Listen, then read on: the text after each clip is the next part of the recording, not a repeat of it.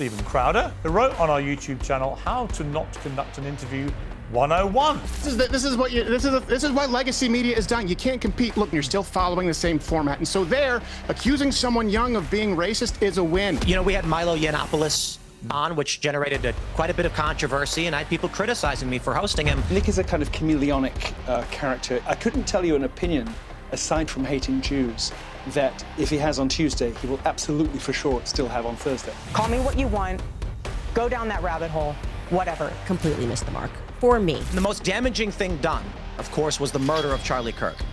And now the second most damaging thing we're looking at is Candace Owens burning down everything he built. Charlie Kirk's friends and followers were united in grief and horror by his murder, but in the months that have followed, that unity has collapsed into a bruising and incessant battle over what they stand for and why. It's Israel v. Qatar, MAGA v. MIGA, Candace v. Crowder, Tucker v. Shapiro, grifters v. Groypers, and on it goes. One major flashpoint has been the conspiracies about Charlie Kirk's killer and allegations about Turning Point USA itself, which Charlie's widow, Erika, responded to earlier this week. Come after me, call me names, I don't care. Call me what you want, go down that rabbit hole, whatever. But when you go after my family, my Turning Point USA family, my Charlie Kirk Show family, when you go after the people that I love, and you're making hundreds and thousands of dollars every single episode going after the people that I love because somehow they're in on this, no. Well, one of the influential people with very strong views on this matter, among others, is Tim Pool, the CEO of Timcast Media, who joins me now. Tim, welcome back to Uncensored.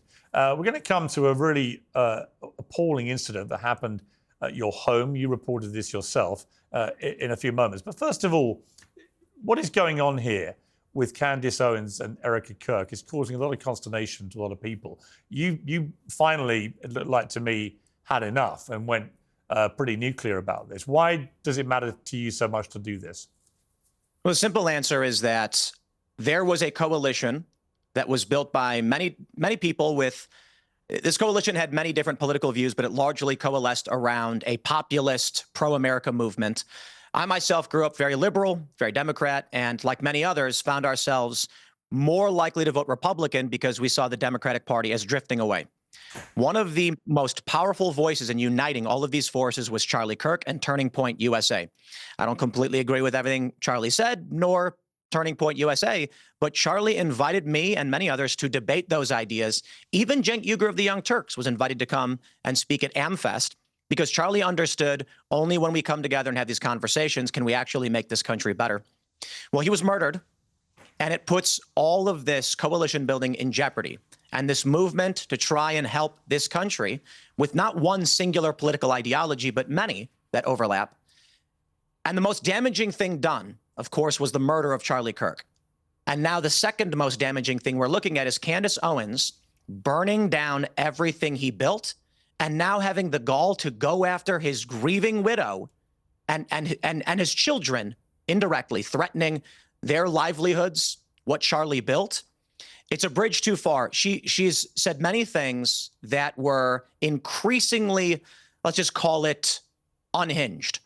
And then finally, one day she said, pull your donations from this godforsaken organization, with a direct implication in her post saying that Charlie Kirk was betrayed by Turning Point USA, even saying in one clip that his friends would have had to have signed off on his murder.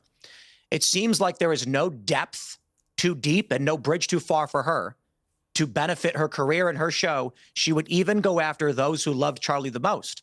And I have no problem with people questioning the official government narrative or what the FBI thinks, but claiming there's Egyptian planes flying around in Utah time, which he was incorrect about, claiming that these planes are landing at airports or black SUVs are pulling into federal buildings where it just so happens her lawyers also work. It has just come to the realm of nonsense. The U.S. military, she claims, is now involved in his murder. She has turned the very tragic murder of Charlie Kirk, and she has turned this political movement into a reality drama, true crime show where she treats us all like characters in a fictional show. And, you know, I think it's just gone too far. You know, I'm due to have her on next week on Uncensored. I've interviewed her numerous times over the years and, you know, get on with her perfectly well. But I had a big set to with her about the Brigitte Macron thing, where I genuinely felt that she just completely concocted this whole narrative that Brigitte Macron was a man and then built a whole kind of conspiracy theory story around it and was doing it purely for attention, clicks and money. And it ended up with us having a $300,000 bet to charity, my bet being that Brigitte Macron, who mothered 3 children, is a woman. But even if it's proven, because of course the Macrons are now suing her, even if they win, it seems to me that Candace has got herself into a place now with, you know, her surging following, that even if the Macrons win the case and they prove that Brigitte Macron is a woman, which she is, Candace will just claim another conspiracy theory. She'll probably say it wasn't Brigitte Macron who took the sex test or whatever it is they do to establish the truth, and so on. In other words, there's almost no way to turn these taps off, right? If you're intent on monetizing conspiracy theories, particularly if you have concocted them, and I'm going to ask her directly on our next interview, are you just making this stuff up, right? Because that's what many people think. It's very hard to see how you stop it in the modern world. I completely agree. And, you know, as you mentioned at the beginning of this interview, the shooting that took place at my property, and this is not to shift down to me, but this makes a good example of what her audience is looking for. And what happened? So just explain to people who don't know what happened to you. So it was late Friday into Saturday morning. So this is between midnight and 1 a.m. A vehicle slowly approached our property here at Timcast and opened fire. It appears to have been driving just below this relatively low the speed limit. It slowly comes in line with one of our buildings, fires a shot, speeds up, lines itself up with our studio, fires 2 more shots. This took place between midnight and 1 a.m. Saturday morning. Our security company, our security guards immediately registered them as gunshots, called the local sheriff, the police. They came out, cleared the incident, took a report, and left. I learned about this at the time, but not entirely clear what had exactly happened. The next day, we reviewed security footage, and oh yeah, this vehicle pulled up, it fired these shots. We're pretty flustered. We're actually going to be leaving this location because even with security, a fence, a perimeter, these things are getting out of hand. Now, this happened. It's terrifying. Following this, Candace has been apparently accusing me of fabricating the whole thing. And a man on the internet, some random guy, calls the wrong police department who says, we have no idea what you're talking about. It then goes viral among these people who follow Candace that the police said no such event happened and they have no idea what Tim Pool is talking about. And they say that proves it. However, journalist Cameron Higbee then contacted the correct department who said, yes, we have this police report on file. This happened. We came out, we cleared, et cetera. And then they said, Cam is now lying. So even when he shows the phone call where they say, yep, this actually happened, they say he's lying. Now we have TMZ confirming the police report in question, and they're still saying I'm lying. So a random guy calling the wrong police department proves I lied, and an actual statement from the police saying, yes, I filed this, our security company filed this report, and another journalist verifying it, 2 journalists, 3 actually, that's never enough for them. So we did, for on the uncensored portion of the show last night, play some of the audio of the shooting. But the reason we can't release the footage is that it shows the layout of our property, the location of our security implementations, potentially personnel, and that would compromise our already compromised security. So what I've said is perhaps once we are officially out of here, which may be in about a week or so, then upon reviewing it with security, we will release that footage. But we have already released audio for those. Her audience doesn't care. They want to believe the drama reality that Israel is paying everybody, that I'm secretly funded by insert random deep state organization, because we are characters in a drama she is producing, a reality TV show, a whodunit, and stay tuned for the next episode to see what comes next. I mean, I don't listen. Until I talk to her myself, I'll hold my fire about the credibility of any of the stuff she's coming out with at the moment. I certainly have no reason to disbelieve you. I messaged you on X when I read what had happened because I thought it was appalling, particularly appalling in light of what happened to Charlie Kirk. You know, if this carries on, if public figures in this space of talking about politics and issues in the news and so on become legitimate targets in people's eyes for assassination, then it's hard to think of a worse suppression of free speech and democratic society. What do you think is happening here? I think people are being driven insane by the internet. I think that, you know, if you take a look at YouTube, the question is, why has YouTube announced they were banning flat earthers, not necessarily banning, but they were going to suppress this kind of conspiracy content that claims there's an ice wall surrounding the inner continents or whatever. There's a flat earth. They're going to suppress climate denial and all of these things. And there's a question over where that line of free speech is and when you should be allowed to talk about conspiracies. But they banned Alex Jones, they banned Nick Fuentes, and one could make the argument that these individuals may have been more hateful, and that was why. The question becomes, why is Candace Owens, with all of her theories on the front page, propped up, promoted to many individuals, despite her saying things like she's not a flat earther or a round earther, she's left the cult of science, saying things like Bridget Macron is a man. These things are outlandish. But for some reason, YouTube and many other platforms seem to be completely okay with what she's doing, not okay with what others are doing. This, I think, it's bringing people to a state of paranoid delusions. We had a show on my Culture War podcast with some psychologists and psychiatrists, and I asked them, we understand that there can be mental illnesses, that someone's brain is not firing properly, and thus they're going to believe things or see things that aren't there. But what do you call it when someone comes to believe a false version of reality because they were convinced of it by writings, literature, movies, or otherwise? And they said that's just still paranoid delusions. There are now people that believe the French legionnaires, the French Foreign Legion, Israel and the U.S. military have a hit squad out, and they're going to take out prominent personalities, and it's just become a paranoid delusional state. Egyptian planes around every corner. This is driving people to a state of violence. And it's not just this. There's the general political disagreement and hyperpolarization, but this is a very serious component of it. I don't know if there's an answer. I'm not saying anyone should be censored or banned. I think the answer is sunlight is the best disinfectant. And more people are coming out and criticizing the absurdities of what Candace Owens has been saying. And I think that actually may end up being the best disinfectant. Tim, you said on your podcast, Timcast, that the attacks on you, actual shooting that occurred, that because of the extra security costs you're having to take on just to protect yourself and your family and your employees, that this could end your business. So I didn't say that it would end the full business outright. We have several shows. We have other shows that are not hosted by myself. The issue is that to host a show where we bring people in every day, we give it our address 4 or 5 times to various assistants and people, makes it relatively easy for people to figure out where we are. And then you have the general security costs of keeping bad people out. We've had run-ins with creepos. We've had stalkers. A man approached the property once saying he was sent by God to speak to me. And we have to pay men to come out here with guns and make sure these people don't get in. Now we have extra added costs following the assassination of Charlie Kirk, which means as a normal media business, we have advertisements, we have sponsors, we have paying members, and we do very, very well, even with our general security costs.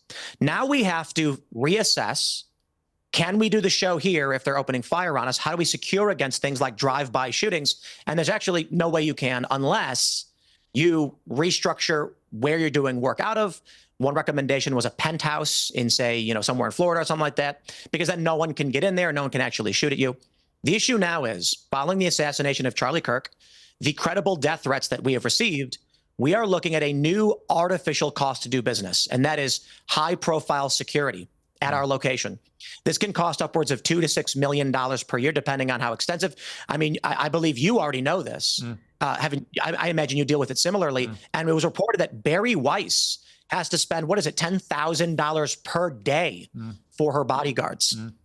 As a media business, it's totally fine. We can handle the costs of cameras and staff and doing the show, and we all do fairly well. But now you add on the need for 24/7 bodyguards and multiple bodyguards, and that's money we don't have. So this means that Timcast IRL, our nightly show with guests who physically enter the property, we may have to reassess and restructure. That could mean we can't afford to do business this way. My family can't afford this. And especially with the increase in political violence going into a midterm year, we have to reassess the most appropriate way for me to do shows, which means maybe I go into more of a solo slot like I do in my mornings, and we don't do shows that are physical. That's a possibility. We're also having emergency meetings with our partners to figure out a way to, we're looking at economies of scale. Where can we bring in all the personnel to a single location so the cost of security is spread out among 10 people instead of one person, and then we can continue to work. So hopefully it doesn't come to any immediate termination or suspension of Timcast IRL, but that may be the case. We can't handle death threats that turn into physical manifestations, actual shots fired at our property. No, it's horrific. Absolutely horrific, and it shouldn't be happening. And like you say, this has real-time consequences for people in terms of protection and security and all the rest of it. And for, not just for you, for your guests, everybody involved. It's outrageous. And for people to trivialize that or doubt it or whatever it may be, just compounds the problem, right? And it just fuels what I think is an increasingly big problem in America of just deliberate disinformation that's being spewed out for money. I would encourage doubt of all people, of me or of anybody else. The issue is it's not actually doubt. It is zealotry. Right. I mean, Andy No, great journalist, got a press release from the sheriff's department where they confirmed that our security called in the reports of shots fired, that a gray sedan had been circling the property. In all fairness, they said that we didn't turn over surveillance footage, so they couldn't substantiate the claims, but the report did happen. We played the audio on our show last night. We don't want to release the footage because it compromises the location of our cameras, security personnel. It shows the layout of the property, which would dramatically worsen an already bad situation. But it's not about doubt. It's about there's no amount of evidence that they are willing to accept because it is cult-like zealotry among people who don't want to believe this is reality. Tim, I just want to ask you, just before I let you go, just because you've had an experience with this, I just interviewed Nick Fuentes and it blew up massively online. I'm not going to ask you about the interview. I just want to ask you one question, because you interviewed him with Ye, and they walked out and so on. This debate about whether you should platform, whether I should platform people like Fuentes, what do you think about that? We had Milo Yiannopoulos on, which generated quite a bit of controversy, and I had people criticizing me for hosting him. I think it's sunlight being the best disinfectant. We have to be robust and prepare in our ideas and be prepared for these debates. I actually think you did it is good work that you've done in hosting Nick Fuentes. I think people should interview and challenge him, and I know that you're facing, I don't know what the right word is for it, but people are certainly coming after you now in a negative way because you are willing to do so. I think Steven Crowder did a good job. If you want to interview Candace, Tucker, Milo, Nick, anybody, I think it's appropriate, and this is what we should be doing with these debates and conversations. So I applaud you for doing so. Tim Pool, good to talk to you, and it's very sobering what's been happening to you, and I hope they get to the bottom of who was doing it, and I hope that your business continues to thrive, because you're an important voice out there, and I thoroughly enjoy listening to you. So thank you for coming on. Thanks for having me. I really do appreciate it. Today's show is sponsored by Oxford Natural, makers of the Optimum Day and Optimum Night all-natural supplements. Thousands of Brits and Americans are already taking them with incredible results. Optimum Day boosts your energy and supports weight loss throughout the day. Optimum Night helps you relax and get deep, refreshing sleep. They have countless success stories, including from some very familiar faces. England legend Michael Owen, who lost 40 pounds, AFTV's Robbie, who lost more than 100 pounds. To watch their full stories and many more, scan the QR code on your screen or visit oxfordnatural.com/Piers. And here's the best part. Use the code Piers and get 70% off your first order. Yes, 70% off with the code Piers. Imagine the scene, a veteran TV host causing outrage by interviewing a rising alt-right star who's facing accusations of racism, anti-Semitism, and much more besides. Yes, Bill Maher interviewed Milo Yiannopoulos almost 9 years ago. And some of those who despair at the mainstream rise of Nick Fuentes and his followers believe a lot of this all started back then. Well, Milo Yiannopoulos joins me now. Welcome to Uncensored.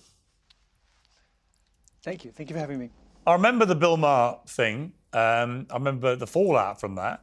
Now, when you look back at that, Milo, when you see what's happening with Nick Fuentes, do you feel that you were like at the start of all this, that you were partly responsible for all this? How do you feel about it? I certainly feel as though it looks a little similar to when I was speaking at Berkeley and giving journalists conniptions. But I think there's something very distinctly different about me and somebody like Nick Fuentes. We've moved quite dramatically in America toward a sort of, I would call it something like an epistemological crisis. 10 years ago, we had positions. There were people with intellectual hinterlands who had opinions and who were consistent in their political beliefs. I don't think Nick Fuentes really believes in anything at all. And I think it's partly a result of the press spinning out of control to attack Donald Trump. There are all kinds of etiologies for it. But I think it's quite a different moment we're experiencing now. And I think he's quite a different phenomenon. I mean, I interviewed him at length and put to him a number of the more controversial things that he said. He doubled down on most of it. He unashamedly said he was racist. He explained why he was racist in a very racist manner. He was blatantly misogynist and unashamedly so. He kind of hedged round about Holocaust denial, but I suspect, as some people have said since, he was playing a sort of arch satirical game with me about that, so that he could say later he didn't really mean it. How much of what is going on with him is performative? How much of it, you know him, you used to hang out with him and Ye and others, how much of it is real? How much does he really believe? Well, I tried to befriend Nick because I wondered if there was anything to save there. And so I became, I suppose, something like a mentor to him for a couple of years. And it turned out that there really wasn't. He's a person who just wants to hurt people. And I couldn't find, it was like nailing jelly to the wall. I couldn't find any consistent or substantive kind of core to him in any way. Nick is a kind of chameleonic character in media. On one day, he'll go on a podcast hosted by an African-American who has rappers on, and he'll say, oh, I love immigrants. I know illegal immigrants. No, they're not bad people. And then he'll come on with you where he feels he's on surer ground, and he'll sort of do the smirking, double down kind of mischievous routine. He's a very gifted speaker. He's obviously got very high verbal IQ. He's a very charismatic person. But having observed him and having known him for a little while and been on the receiving end of some of his worst behavior, he's something distinctively different, as I mentioned before, from the provocateurs of a decade ago and the decades before that, in that he is, I think, emblematic of Gen Z, really, in being quite a pure and sort of terrifyingly pure nihilist. And really, I couldn't tell you an opinion, aside from hating Jews, that if he has on Tuesday, he will absolutely for sure still have on Thursday. And that can't be a good thing. I mean, you mentioned that you're the son of a woman, your mother, who was born in Germany, who was Jewish. I suppose it begs the question, knowing how apparently anti-Semitic he is, I mean, he's constantly attacking Jews, constantly accusing Jews of running the world in a malevolent way and so on. Why would you want to hang around with someone like him? And indeed, Ye, for that matter, who then began spewing anti-Semitic content. Well, Ye is in a completely different category. I mean, Ye is a generational genius. I mean, he can speak for himself. He doesn't need me to speak for him. These two people are in completely different categories. I think that maybe to British ears, some of the discourse in America can sound really just baffling and horrifying and hateful. And it's important to understand what's really going on. Whereas 10 years ago, we were sort of saying things to be mischievous and naughty, provocative, and to push the boundaries, that now has sort of evolved into a less ironic kind of I guess you call it an equal opportunities loathing for everybody in the forms of people like Nick Fuentes. But, I got to say, I don't have that much of a problem with a lot of what he says when he's talking about. I mean, when you were sort of incredulous about his misogyny, I felt it actually was a little unfair to him because, 10 years ago we were talking about how men were getting left behind, how women were overtaking them at university, how the world had suddenly, bafflingly, and very, very abruptly become quite a hostile place to be a man. That situation has not gotten better. And so I think his generation's hostility toward women is, lamentable but very understandable. And, when he comes to talk about, what he would call Jewish power, there is a discussion to be had there that has not been had for a very long time because people have been, spooked or intimidated or threatened into silence because of an event 75, 80 years ago, which has been, weaponized against, I think, legitimate debate about, for instance, what the state of Israel is up to. I think it's really good. I mean, and I got to tell you, I really give you a lot of credit for breaking with the establishment on Israel, and coming up with the opinion that you have, which I think is the correct one. But it was very difficult up until about 5 years ago to speak plainly and honestly about some of the most appalling behavior of the Israeli state, because you knew what was going to happen. You knew what you were going to get called. And I do think there's some value to having a character like Nick. I'm not a fan of Nick's, but I do at least see some positive benefit in, if you like, the wreckage he's left behind. But the problem is that his groypers, his fan club, all the abuse that spewed my way since I did the interview was entirely predictable. But I've been really struck, not just by how blatantly misogynist and vile it is about women, and I don't really accept the defence that, men have been treated badly. I've been leading the charge for young men to be treated better, for the man bashing to stop and so on. It doesn't mean at the same time you have to just belittle and demean women, or say they shouldn't be allowed to vote, or shouldn't be allowed a job, or they're going to get old and fat and ugly and they're all annoying. I mean, that's not about defending the male position. It's about just demeaning and belittling and attacking women, which is to me grotesque. But I think in terms of it does look ugly, but you have to understand it in the context of a very heavily feminized society. I mean, we have speech codes in the workplace. We have exams rewritten to favor girls. I mean, it's not just that women are pulling ahead in university. I mean, women really have engineered the world against men. And I'm not saying that I like the tone that some of these Zoomers take, but do I understand it? I sure do. I really do understand. A 22-year-old guy today has no realistic prospect of building a life for himself, and no path to being a patriarch, no path to being a husband and father that he can plausibly see. So they're dropping out, they're getting hostile, they're getting bitter. Do I get it? I'll be honest with you, I do. I do understand it. And what about his racism? He just admitted, I'm a racist, and then explain why. He doesn't want to be walking around near black people and so on. I mean, he articulated perfectly what it is to be a racist, where you want to be away from people because of their skin colour. But don't you think everyone feels a little bit? Don't you think everyone feels just slightly like that? Maybe he's an extreme case in the wake of George Floyd, and perhaps their frustration is with the white liberals that made it happen, or whatever. But I mean, there is a phrase. I hope it's okay that I use a safer version of the word. There's a phrase in America at the moment, Negro fatigue.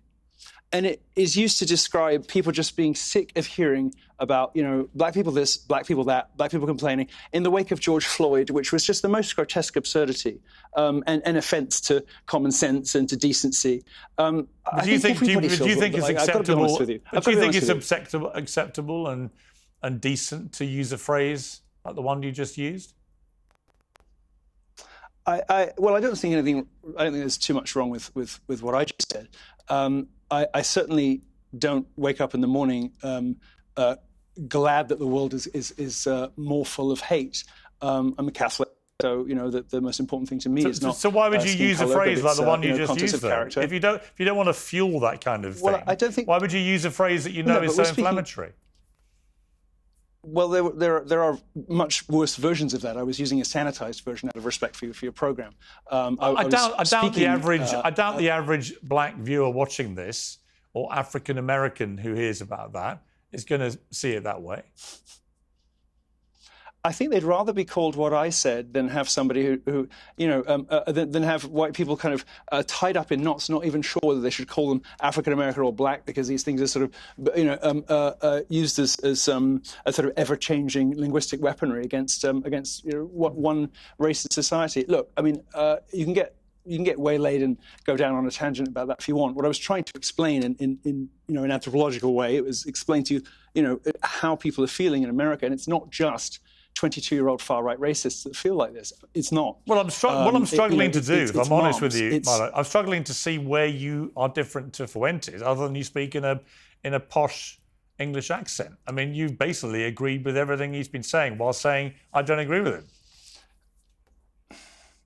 No, I mean, I think there's a big difference between somebody who is leaning into animosity and hatred of others, and somebody who is observing it happening, sympathetic about the origins, and lamenting the fact that it exists. I mean, I don't think the tone that I'm taking, irrespective of my accent, is anything like the way that Nick talks, and I think the comparison's slightly silly.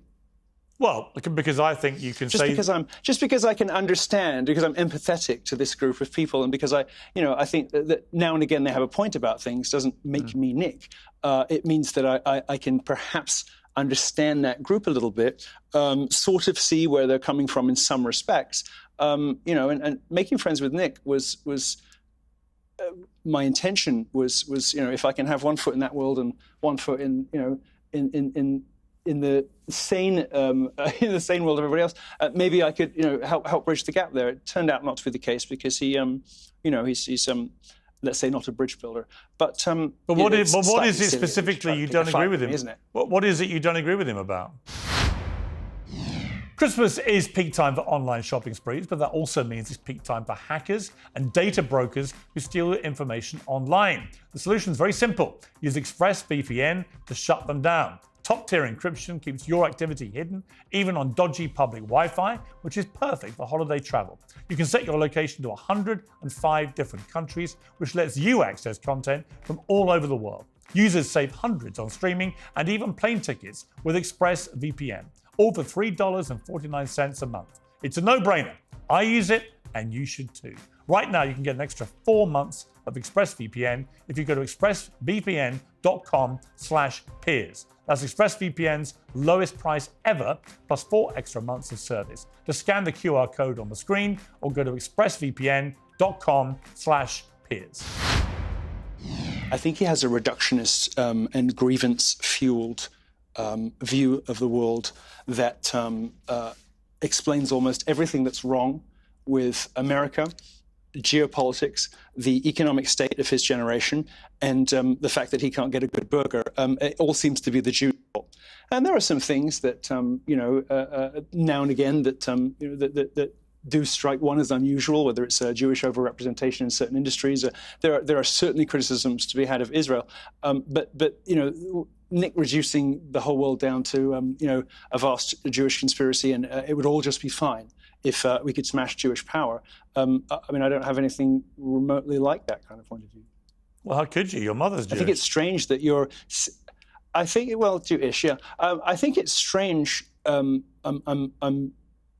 confused as to why you seem so anxious to suggest that we're identical. It's quite. No, I didn't say that. I'm just as you were defending him over the misogyny, defending him over the anti-Semitism, defending him over the racism, I just began to conclude that although you're saying it in a different way, and obviously I was being ironic, I myself speak in a English accent, but it seemed to me that you were going out of your way to you're going out of your way to defend things which I thought were pretty deplorable in that interview. Well, I'm trying to understand where these guys are coming from, because there's a lot of them. There's a whole generation of them. And if we simply write them off as racist, sexist, misogynist pigs, we'll lose them. And we'll lose them to people like Nick Fuentes. And I take the view that it would be better to understand what of their package of opinions has validity and what does not. Understand where some of their anxieties and concerns are coming from, figure out what we can fix, and try to rescue a generation that seems to me to be sliding into nihilism and hatred of everybody. Isn't that a good thing?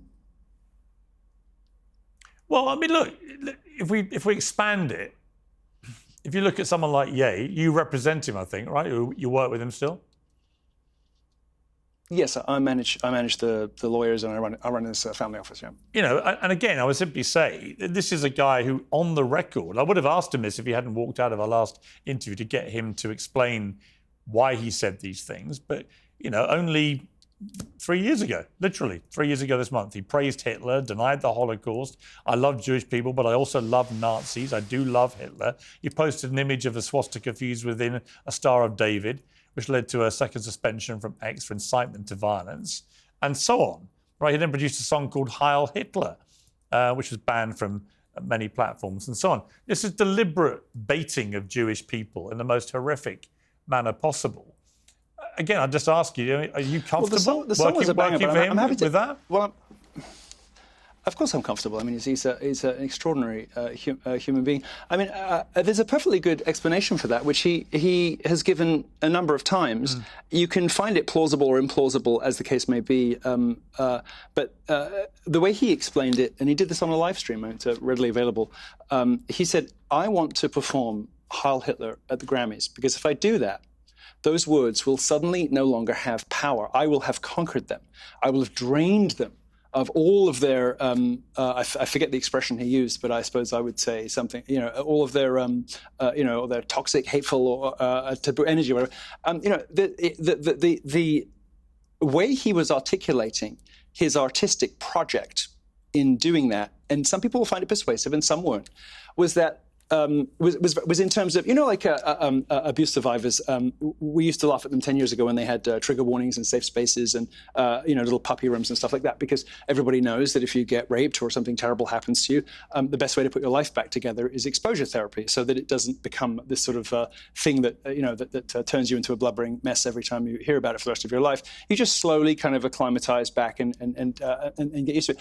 Ye seemed to be taking a similar view about some words, phrases, and opinions that have had a stranglehold on our culture for a long time.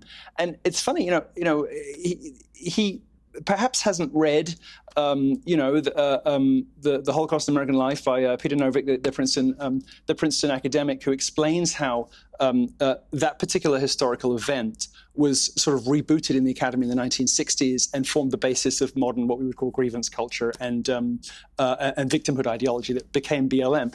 But you know, Ye sort of seemed to instinctively intuit that this was being weaponized and leveraged to stop people talking about other things, like Israel, for instance, or other things like the fact that one particular group of people were you know, seemed to be all the managers in the entertainment industry, and they were systematically defrauding and screwing the black entertainers that they were managing. I mean, he's entitled to that view. He's entitled to that observation. And if it's right that his intention was to take this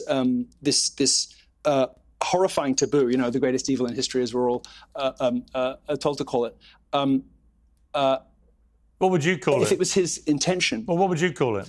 Well, you know, no, of course it was a monstrous and incomprehensible evil. You know, maybe Stalin was worse. Who cares? Like, after a certain point, it's like it's just evil. We can't wrap our heads around, isn't it? If the way he was articulating at the time he gave that interview, and within a day of giving that interview, he was on a live stream and he said, "I want to sing Heil Hitler at the Grammys because after that the words will no longer have any power." That's a bit more of a complex, subtle, it's not complex. artistic project than you're you're giving him credit Milo, for. honestly, it's just a crock of shit. That's not why he did it, just for attention. He didn't care about antagonizing and upsetting and distressing Jewish people worldwide. He's a massive entertainer with 33 million followers on X alone, as he reminded me when he did his little performative stunt with me. And the truth is that, you know, all I've heard you do in the last 20 minutes is defend all these people from what I think are indefensible things they've said. And you've done it in a very sort of moderate sounding way. But I just think, I'd say this to Ye's face if he hadn't bottled it and run away. And I wouldn't have bought into that. He was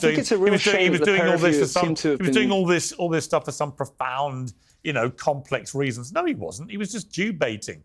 He was Jew baiting and using Well, Hitler to as do I said it. at the beginning, some people are not going to find it plausible. I do think it's a pity that you two, in your encounters with one another, seem to have spoken past each other so much. You obviously haven't. Last time I was prepared to do a lengthy interview. I did a 2-hour interview with him several years ago, which I thought was very illuminating, very enlightening. Mm-hmm. I was looking forward to doing the same thing with him the second time round, and he just bailed on me after 3 minutes because he obviously worked out it was going to be a publicity stunt. Having had that conversation with him and having seen a little glimmer of what is clearly a remarkable intellect, albeit an unconventional one, I mean, you don't seem to give him very much credit as an artist, as a creative, as a provocateur. No, just to be clear, he's one of the most talented. He's one of the most talented. No, hang on. He's one of the most talented artists of my generation, without a shadow of a doubt. Without a shadow of a doubt. It's possible but he's also, it's also a little bit more. It's also possible to say that some of the stuff he's come out with in the last 2 or 3 years has been disgusting. And I would have said that to him to his face. And by the way, the offer remains. If you want to go back to him and tell him we've had this exchange, I don't expect you to answer for him. If he wants to actually have the balls to sit there and answer these questions to me for a sustained period of time, I will do that interview. But he didn't want to. He'd rather turn it into a little... Something of an answer... Sorry, go on. No, go on. Make your point. Perhaps something of an answer to your frustration is the fact that he did sit down with an Orthodox rabbi a couple of weeks ago, give a public and direct apology for having hurt people from that ethnic and faith group, and undertake to understand a bit better why it was that what he was seeking to accomplish with those garments and songs and whatever didn't land and upset and hurt a lot of people. I mean, he has begun to acknowledge that. I mean, perhaps your producers didn't tell you that, but that's for him to talk about. Well, tell him the offer stands. He has already acknowledged that, and he has already begun to. Last time he bailed on me after 3 minutes. If he wants to have a longer conversation, I'll be very happy to do it. I've got to leave it there. Milo Yiannopoulos, thank you for coming on Uncensored. Thank you. God bless you. Angel Studios are back with a new must-see documentary. It's called Thank You, Dr. Fauci, and you're going to hear a lot more about it over the next few months. Award-winning filmmaker Jenna Furst digs into the origins of COVID-19, a possible bio-arms race with China, and claims about history's biggest public health cover-up. It's not a right-wing film or a left-wing film. It's a film about transparency, which is something we should all care about. Furst pulls over documents and interrogates scientists, intelligence professionals, and whistleblowers. It's being described as Oppenheimer meets Outbreak, and if you've ever wondered what really happens behind closed doors, you'll want to see it. Angel Studios is powered by its guild members voting on real stories. You can find out more at angel.com/peers. Become a member, stream Thank You, Dr. Fauci, and be part of a conversation demanding truth and accountability. An eagle-eyed member of the Uncensored team noticed that one of the first eager superfans to comment on my interview with Nick Fuentes was Stephen Crowder, the host of Louder with Crowder, who wrote on our YouTube channel, How to Not Conduct an Interview 101. And Mr. Crowder joins me now. Welcome to you, Mr. Crowder. Thank you for having me, sir. Merry Christmas. Or do you guys say Happy Christmas? I've heard it both ways. We do both. I'd be very happy to wish you a Happy Christmas and a Merry Christmas. Thank you. Despite you impugning my qualities as an interviewer, you did expand on this. You said Piers Morgan is a liberal at heart, which I think is probably right. So he spent the whole interview trying to gotcha his way through identity politics on a guy who already rejects the premise. I did think that was an interesting commentary, actually. I would start by saying I wasn't trying to gotcha him because I'd already made it clear I was going to put to him, I'd already said this publicly, I was going to put to him all the more contentious things that he has said, which have gained notoriety, and challenge him properly about them, which I think I did. I don't categorise that as a gotcha. He got very exercised about the story involving his father, and I said on an earlier panel we did that actually, if I had my time again, I wouldn't have named his father, although it's easily discoverable on the internet, but I wouldn't have done that. I would still have told the anecdote because as I tried to explain to Nick Fuentes, the story was put in the public domain by Nick Fuentes about his father in a way in which you could only construe from it that his father made decisions when Nick Fuentes was young, which appeared to be racist decisions. And I was curious whether he felt he was a product of that environment. Now, He went nuts about that, and he's perfectly entitled to. And he's come after me and my family. If he's perfectly entitled to do all that, I don't care. But I was curious why you felt that I was playing gotcha with him and not just actually, I think, doing my job as a journalist and just challenging him about the more contentious things that he said. Yeah, well, here's the thing. I don't think you challenged him on the most contentious things. And by the way, it's not an impugnment of your character. It's a different interviewing style, right? I think that trying to shame someone like Nick Fuentes for being racist, for being a misogynist, like that's a layup for him. He's already been accused of that, and I don't think it's very fruitful. I mean, I don't want to conflate gotcha with challenging. So I would say, by the way, yeah, if he's going after your family, Nick Fuentes, if you're watching, strongly condemn that from your audience if anything is happening out of line. But I also would say, when the guy makes a good point and says, hey, you know what, my dad's not here to defend himself, could we move on from that? Don't do it 6 more times. But I counted 6 times, and you're not able to get to where you actually have disagreements. See, when I sat down with Nick, and yeah, I played his clips back, people could argue that it was tedious, but I would play a 1.5-minute clip, you know, a 2-minute clip, because I wanted to show it in context. And I was able to actually lay out, we were actually able to contrast our policy, our prescription differences, where people know. And so I think if you go after, father being racist, I don't even know that you would construe his father's being racist because he doesn't like Applebee's. No one likes Applebee's. No one likes Olive Garden. Hang on. That's not what he said. He literally told the story that his father didn't like that particular restaurant chain or others because they were known for black fare. Sure. Well, that's racist. Black fare? What if people don't like black fare as far as food? What if people don't want to be somewhere where they're more likely to end up in a World Star Hip Hop video? This is where we get to the issue of you and him discussing per capita. Right? Let me ask you this. Like you're a Catholic. We were talking about this. You said you'd be happy to talk about it.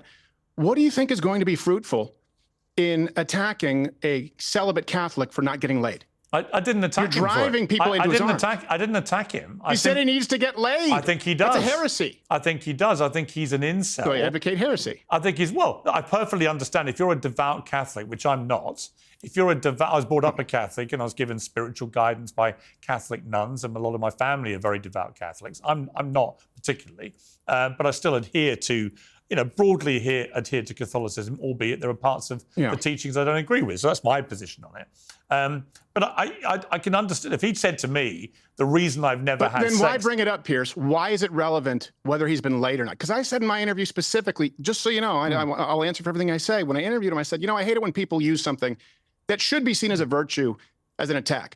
Out of all the views, if you view them as reprehensible, and I, by the way, strongly disagree with a lot of Nick's views, the least relevant is whether he's celibate as a devout Catholic.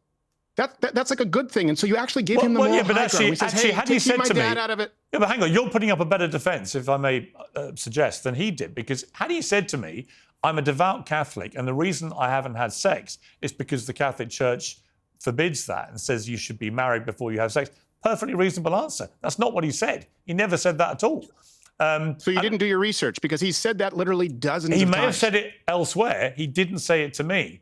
I only asked him about that stuff because there is a view that he is what they call an incel, and that he whips up that kind of mentality, and that's why he's such a misogynist about women and so on. It's an interesting thing to ask him. He seemed to me quite happy to answer it all. He was quite emphatic in his answers. Fine. I didn't see that as an attack. I was joking about getting laid because it seems to me he's a very angry guy. Can I jump in for a second here? Yeah. Because this is where I think this is important, right? His audience will. People out there, by the way, some who are voluntarily celibate because they're devout Christians, but also if you look at the dating pool out there, I don't think it's misogyny to say, I wouldn't date one of those young women if they were growing on my ass. And they're actually out there living in a world that's been created. They will identify you as someone who's helped create that, right? Someone who says, I don't care if the UK no longer looks white. I don't care if we lose our cultural identity. Hey, it's great, women's rights. And they're looking at their prospects. And when you say, hey, you're celibate or whatever it is, you haven't gotten laid, you're an incel. Guess what? You give him the moral high ground. When you say, hey, what about your dad? And he asks you, and I will say, he asked pretty respectfully, don't do that. You go on 6 more times. What did you ask about Stone? Well, because I thought what he was doing. You said little twerp. Yeah, no, I hear you. You said little twerp. Stephen, I hear you. I hear you. I'm not saying you're wrong. I'm just saying, honestly, I'm not, because I've got a lot of respect for you. I think that Well, thank you. I think what he tried to do, he tried to, I think he was taken aback when I revealed that anecdote about his father. And I think he didn't want to address what he actually said on air with that anecdote, because it's pretty damning when you hear it.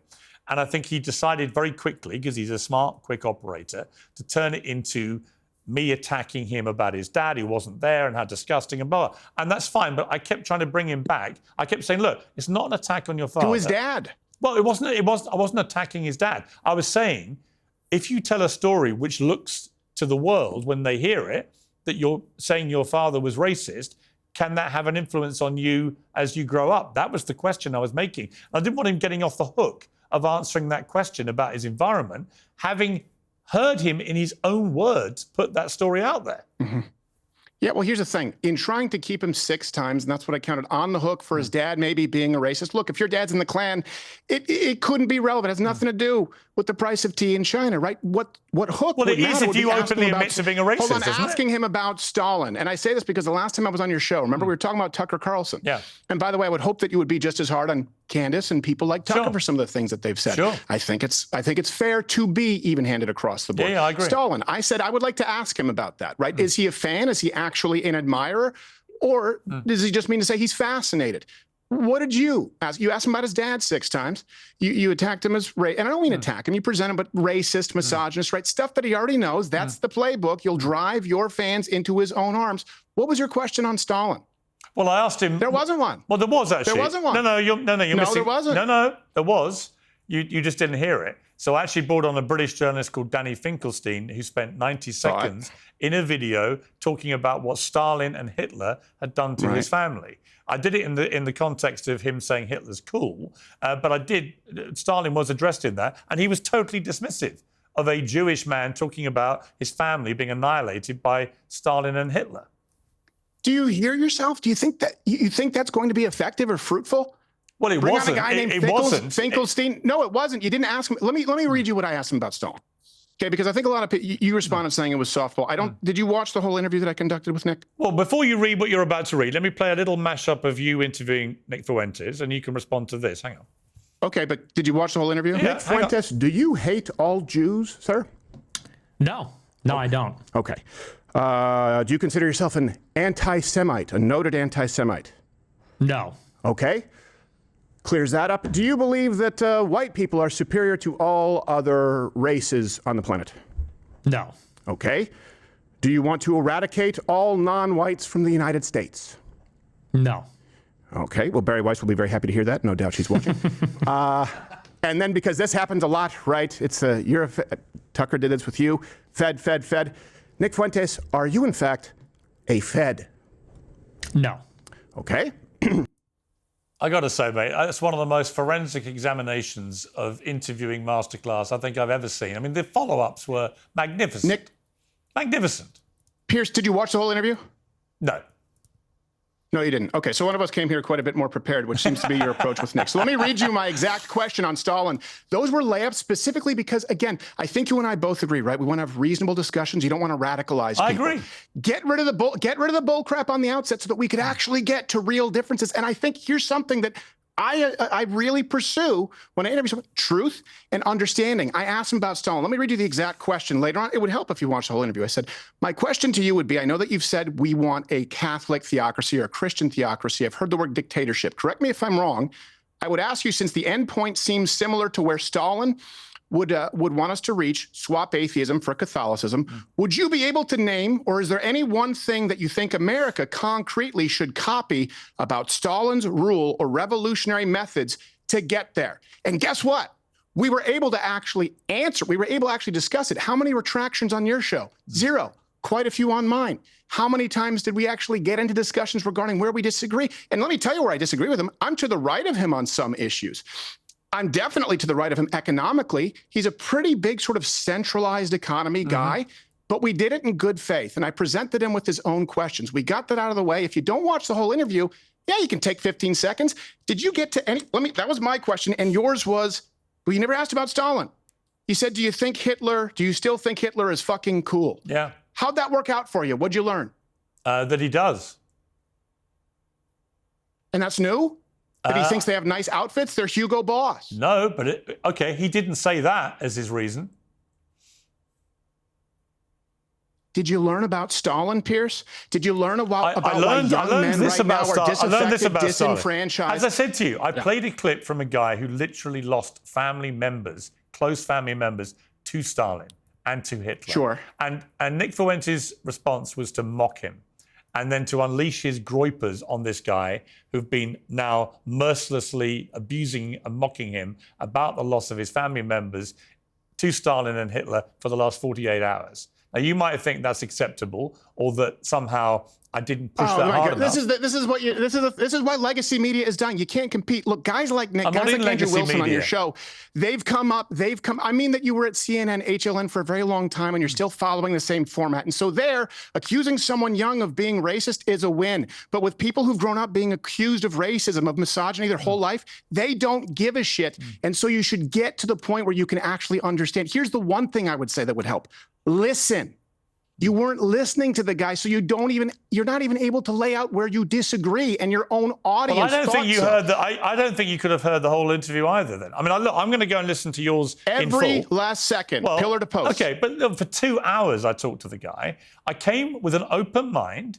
I wanted to know whether it was performative, whether he did these things, whether he said things as a joke, whether if he did and it blew up, he regretted any of them, or whether he really means this stuff. And I learned a lot more about Nick Fuentes in the 2 hours than I knew before. You probably knew it all already because you've interviewed him before. I haven't. It's the first time I've ever met him. I've never interviewed him before. This was my first time I've ever spoken with him or interacted with him whatsoever. I did do my research, and I already knew what his stance was on Stalin. I already knew how he clarified it. I already knew his stance on racism. And here's what I would say, if I'm being as accurate as I can be, right, for the general populace. I think most people, if they listen to Nick Fuentes, his views on race and crime, they'd say, okay, someone like that has a case. Certainly any men under the age of 25. I think a lot of people would broad strokes categorize it as anti-Semitic. We were able to get into that. I was able to communicate that I thought Islamic immigration is a greater threat than global Jewry. And guess what? He disagreed, but we understood each other. You don't de-radicalize people by marginalizing everyone who actually makes good points, by spending 6 follow-up questions on a racist you know what? by accusing them of not getting laid and calling them twerps. Stephen, here's what I'll concede. Like I did with the initial reaction that you did. I will concede I didn't get him. I mean, other than him saying, I believe now, actually, in a satirical way. In other words, I don't think he really meant it. But when he said he did think at least 6 million Jews died in the Holocaust, he did it in a way that others, like Glenn Greenwald, have told me he didn't mean it. Whatever, it's up to him. It's down to him. I don't think I don't think I got anywhere with Nick Fuentes. I don't think I got anywhere to him changing his mind about anything. I certainly didn't get anywhere in stopping him unleashing his groyper hounds on me or my family, whatever. I don't care. I've had far worse, and it's fine. If you're in the media jungle long enough, you get these pile-ons occasionally, and it's just better just to ride them out with a smile on your face. It's whatever. But I didn't get anywhere with him. So in a way, I am listening to you because I'm curious how you do get anywhere with somebody like that when his whole shtick is really just on doubling, trebling, quadrupling down, and he says things which I genuinely do find really offensive. When he talks about women in the way that he does, it is really offensive. Well, let me answer. Here's how you get somewhere, by not playing gotcha. So, for example, when you start off with, if you've done the research, you know it's facetious. Same thing that Jillian Michaels did. Do you think all women need to be raped? No, he was citing, by the way, study after study that you can replicate that 62% of women he said have that to some me. form of He a said rape that to me. fantasy. Yes, so sexually dominant. But when you start off with that, guess what? Young people go, okay, all right, same old, same old. You could have asked him, hey, what are your views on women? I started off with this thing that all women are annoying and they all get old and fat and ugly. What part of that do you disagree with? All of it. You don't think that women get fatter and more unattractive? Men do too, by the way. I think men largely You and I are do. both getting fatter and uglier. And I think that a lot of women, particularly if you go on TikTok and you see generationally, I think they're annoying. And I think that is a symptom of a serious problem, which is deeply rooted feminism, which, by the way, is the same source problem for LGBTQAI. And the reason that you have biological men winning Olympic medals, right? You see that as a problem. You need to get to where you diverge or what the root of the problem is. And here's the thing, you're never going to get there if you just discount young people who are facing different problems than you. I understand. I don't think they're right on all of it. but I understand it because I was listening. I think you could have listened to him better. If your goal is the pursuit of truth, and actually, and I would imagine your goal, if you think his views are abhorrent, by the way, and I think some of them are. So if your goal is to peel some of those people off, give him the floor to explain context so that you can contrast it. But it ended up getting back to gotcha. Okay, but final question. Which of his views do you find abhorrent then? Well, when he talks about, for example, I would say wrong. I would say wrong, the idea of global Jewry, and I told him that. The idea that massive third world immigration, particularly from Islamic countries, that largely rests at the feet of the Jews. I think it rests at the feet of these Islamic nations, of these third world nations that I would call crap holes, and that's considered a more offensive view. I think it's a problem, for example, when you ask him if he's a racist, he's going to answer yes. He's going to answer yes, but he actually answered, by the way, everyone's racist. And then he actually offered a qualifier. Mitchell, and through that, you're racist because you live in a largely white area. By the way, there's nothing wrong with that. You can't just ignore the points and go back to a soundbite. That's how a guy like Nick Fuentes, that's how he thrives. And by the way, people in the comment section, your own comment section, I get that some of them are trolling. Go easy, guys, on Piers. It's Christmas. I think you were trying to do a good job. I don't care. I'm telling you, Piers, is that it's not the way to approach a different generation of people who come up in a blood sport debate like they did on Twitch. It's going to actually give them a win. Yeah, I think I buy into the argument they couldn't give a shit, actually. And that's one of the more depressing aspects of it. Easier to dismiss them. But if I worried about their comments, I would turn the comments off, and they're wide open. So bring your worst, you little groypers. Stephen Crowder, Merry Christmas to you. Always good to have you on. And I enjoy our conversations about these things. I think I get stuff out of them. I hope you do too. We always have an interesting chat, so thank you. I do. Happy Christmas. I appreciate you taking the time. All the best. Piers Morgan Uncensored is proudly independent. The only boss around here is me. If you enjoy our show, we ask for only one simple thing. Hit subscribe on YouTube and follow Piers Morgan Uncensored on Spotify and Apple Podcasts. And in return, we will continue our mission to inform, irritate and entertain. And we'll do it all for free. Independent, uncensored media has never been more critical, and we couldn't do it without you.